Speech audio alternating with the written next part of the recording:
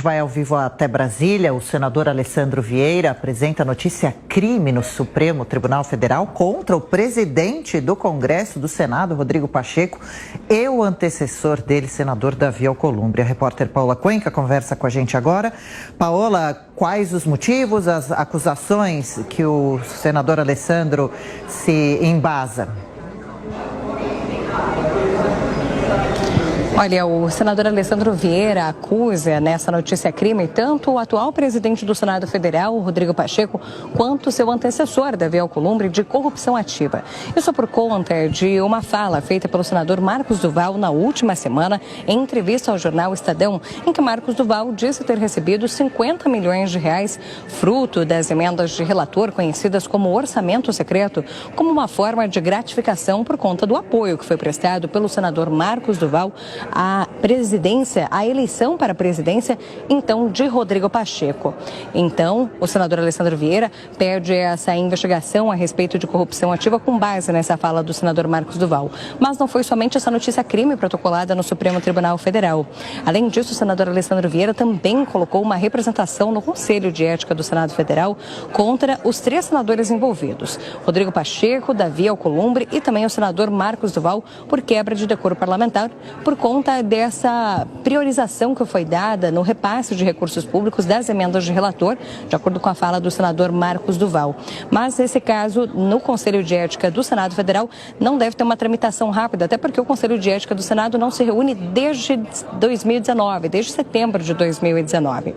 De toda forma, cabe a gente lembrar que o senador Marcos Duval já falou que foi um erro de interpretação a fala dele e que ele nunca recebeu algum tipo de recurso de forma orientada ou então sem o desequilíbrio a respeito desse repasse de recursos, mas que foi um erro de interpretação a respeito da fala feita por ele em uma entrevista por telefone. Tá bom, valeu, viu, Paula Cuenca? A gente certamente vai seguir acompanhando esse assunto. Roberto Mota, pode ser que as emendas de relator estejam sendo usadas como moeda de troca no Congresso? As acusações de Alessandro Vieira têm potencial para serem bem graves?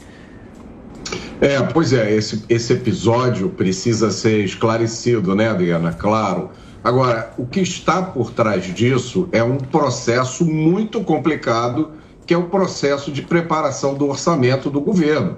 É um processo demorado, longo, cheio de etapas, envolve primeiro a preparação de um plano plurianual, depois tem uma lei de diretrizes orçamentárias, depois uma lei orçamentária anual. É muito difícil colocar transparência nesse processo. E ainda, uma coisa que pouca gente entende é esse processo de emendas, né? Uma vez que o orçamento é feito, os parlamentares têm direito a fazer emendas destinando recursos para regiões, para locais de sua escolha. Óbvio, é interessante dar ao parlamentar uma influência sobre o orçamento, mas é óbvio que isso tem potencial de ser mal utilizado, de ser utilizado como moeda de troca. Isso é o segredo mais mal guardado do Brasil.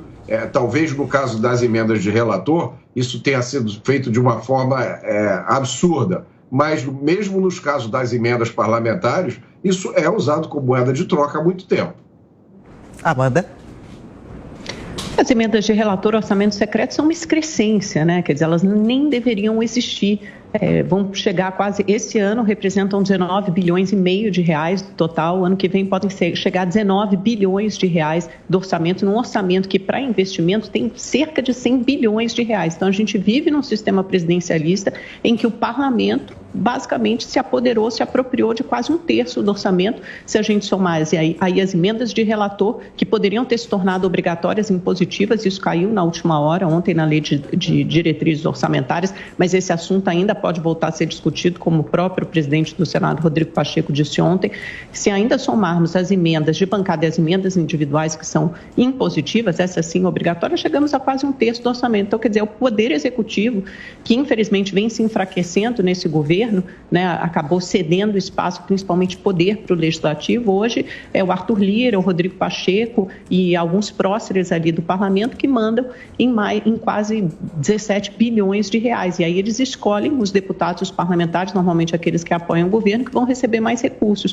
O Marcos Duval acabou admitindo, numa reportagem, na semana passada, uma entrevista para um jornalista do jornal O Estado de São Paulo, que ele tinha sido beneficiado por gratidão, um termo usado por ele mesmo, por ter apoiado o Rodrigo Pacheco na eleição, com 50 milhões de reais. Aí ele insiste em dizer, mas não são 50 milhões de reais que eu pus no meu bolso. Tudo bem, mas são 50 milhões de reais a mais do que outros parlamentares tiveram e que ele pôde beneficiar o seu estado, o Espírito Santo, que ele pôde mandar para a área da saúde ou para a área que ele quisesse. Então, na verdade, você cria um apagão, porque é o Poder Executivo que tem que decidir isso. Ele que sabe que cidades ou que regiões do país precisam de quais políticas públicas, se essas políticas públicas são ou não eficazes, se elas vão trazer o retorno esperado.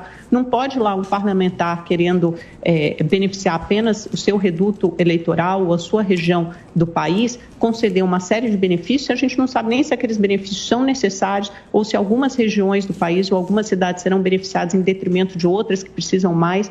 Quem tem todos esses indicadores e toda essa inteligência, a visão do país é o Poder Executivo. Então é muito ruim.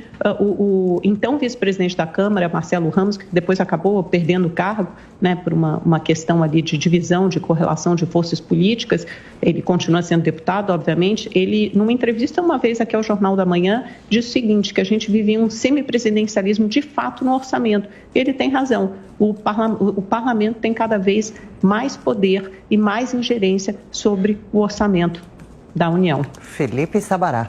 Lamentável, a investigação necessária.